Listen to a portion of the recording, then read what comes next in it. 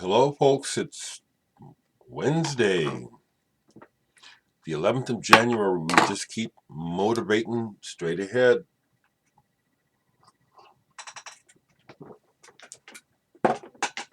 Thank you, folks, for your condolences regarding Lawrence Deal's suicide. I'm just going to call it that because it's hard to talk about, but it's that harsh. And since I made the video, I got more details about what happened, and it's real tragic, real sad. You know.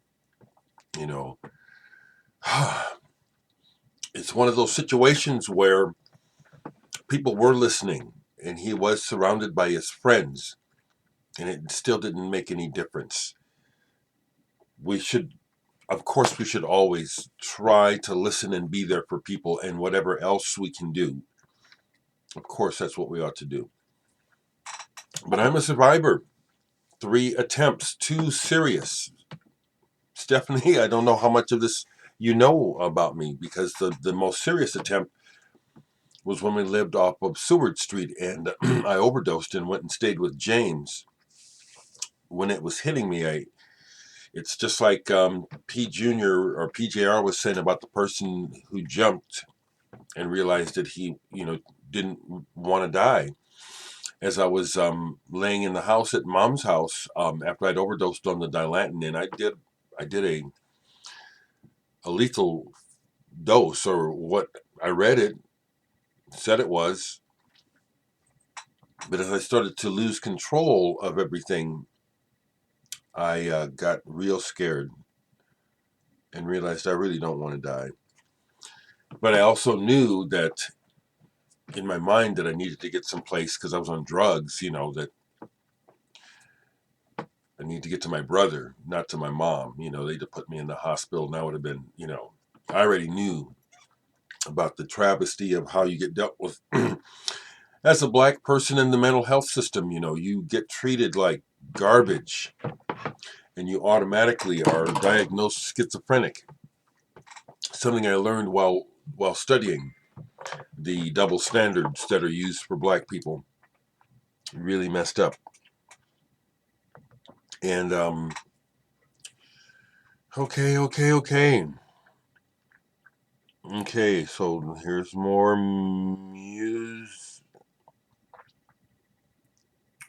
Okay, so here's more business. Someone starting a new business. That's one thing that does also go along with being in the public eye, and also as time goes on, being in the public eye, people become familiar with you, and they know what you do. And I've been doing things so long that people are now approaching me with business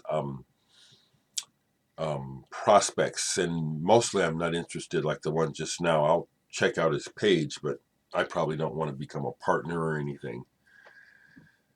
So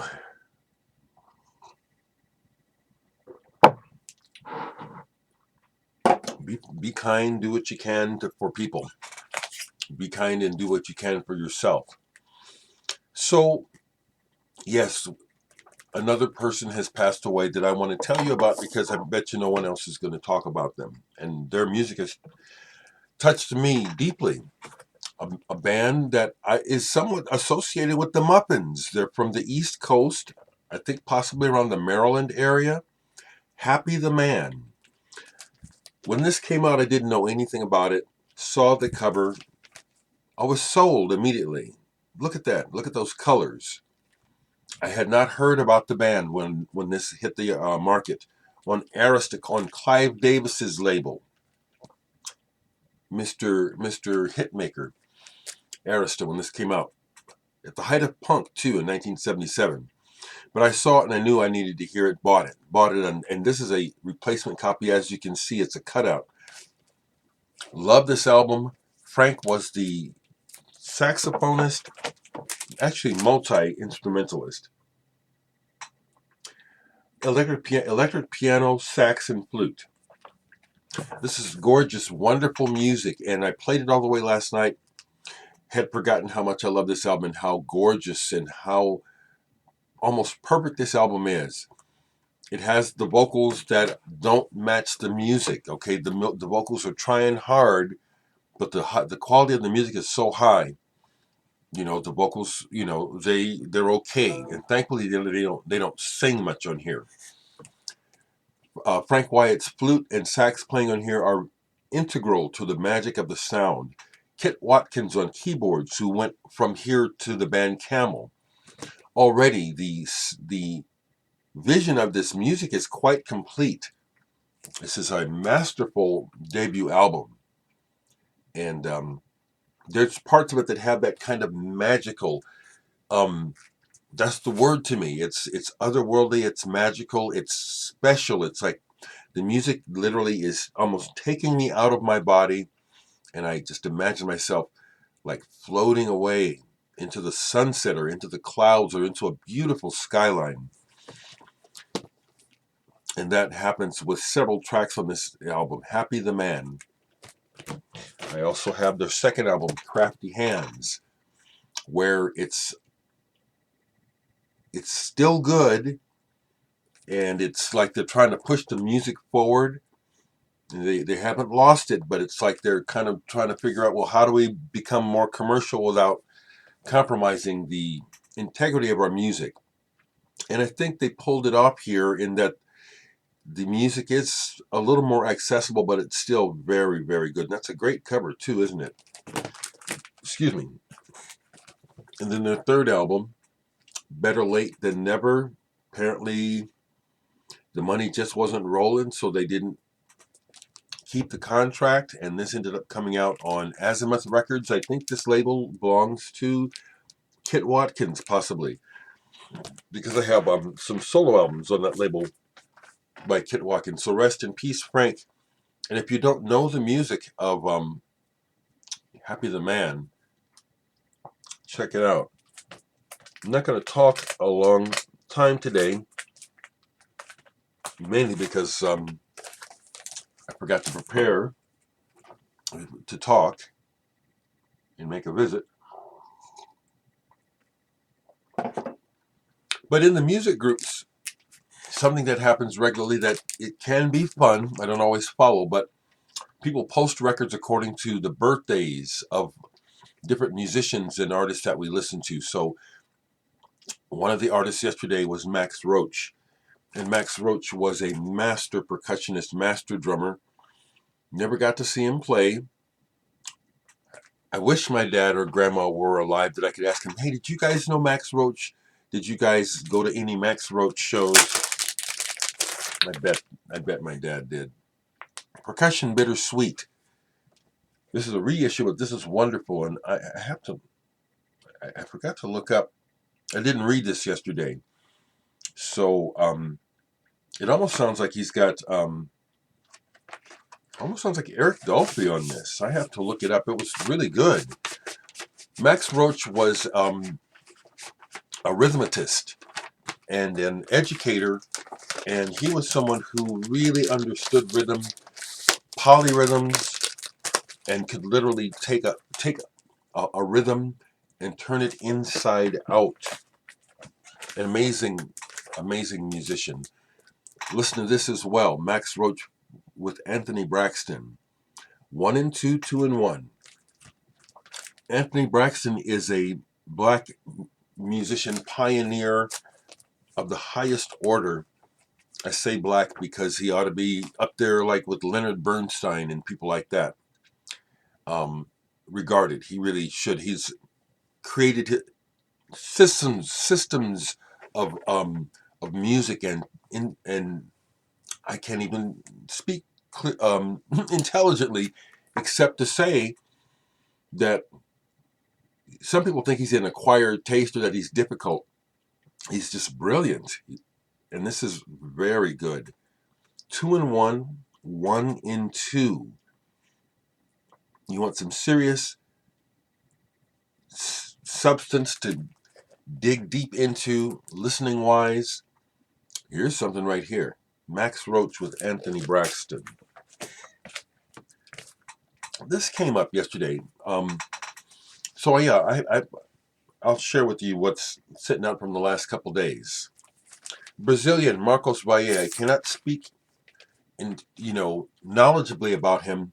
I do know that he wrote that huge hit Summer Samba that broke samba and made Stan Getz famous here in America. He wrote it. So this is a reissue of one of his albums, and Mr. No, it's on the Mr. Bongo label. As I've come to find out about Marcos, that he was, he was a decent cat, and interestingly, his album covers and his songs are topical. Like, for example, this is a play. I understand this is a play on nightlife, but the Summer Samba version on here, I thought of it. It's like it's really lush, super lush, and I thought to myself, is he poking fun at the rich? I think he is. He wrote the song, and it's a gorgeous song, beautiful. The way it's on here, it's overdone, over the top, like yacht music, and it makes me think he probably did that on purpose, a social statement that completely flew over the head of the people he's making fun of. Probably, I don't know. Complete different direction. Hard rock, blues rock band from the 60s and 70s. Freedom at last. Partially why I have this is because it's on the big label, but this is good. It's basic, but it's good. I also have their other album. I forget the name of it. I have to pull that. For the longest time, my thought was I'm just keeping this mainly because it's a part of my big collection, but I really enjoyed this yesterday. Real basic, but good. I don't know if I talked about this. This has been out for a couple days. I love the band Faust, and they, over the years, have splintered into two camps. And this is Faust, US Faust. It's a live album, Fresh Air. It's the limited edition, number 146. When I first got this, I got it as a collector, and it was an orange vinyl. I love orange. When I first got it, it was like sounding really random and like lackadaisical. This time it came through. It's a live performance. Comes with a 7-inch. The US is appropriate because he's working with various people from around the US who are not specifically members of Faust. And these people shaped the sound on this album really quite strongly.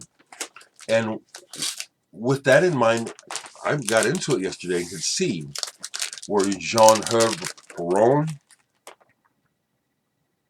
and Werner Diermeyer are aligning themselves with these other people are doing, and I enjoyed it. I said, "Oh, that's good." Scott Henderson, amazing guitar player, Dr. He, with Tribal Tech, one of those musicians who, to my sensibility, just didn't get the idea that good graphics help. Most of the records I've seen by Tribal Tech and by Scott Henderson have really cringeworthy, or just to me, really throwaway covers like this one. Dr. He, what? Anyway, that's the way it hits me. But the music, fabulous. And Scott Henderson is a top player. It appears to me that he spends a lot of time educating, and that's how he makes his living mostly. But man, he can play, and he's able to reference many different guitar players, but he always sounds like himself. Really soulful too. Dr. He. In 2012, my friend Gary Foster gave me a wonderful present, and we went to Chicago to see the reunion of Gateway. Jack DeJohnette Dave Holland and John Abercrombie. It was a wonderful performance. It was my second time seeing DeJohnette play. Got to hang out a little bit after the show with John Abercrombie. And this is, compared to the first Gateway, this is very quiet and I wouldn't say introspective. It's quiet. It's a quiet burner, and it's great. It's not. It is rather than it is not. It is. It is good. Anything else down here? That catches me up.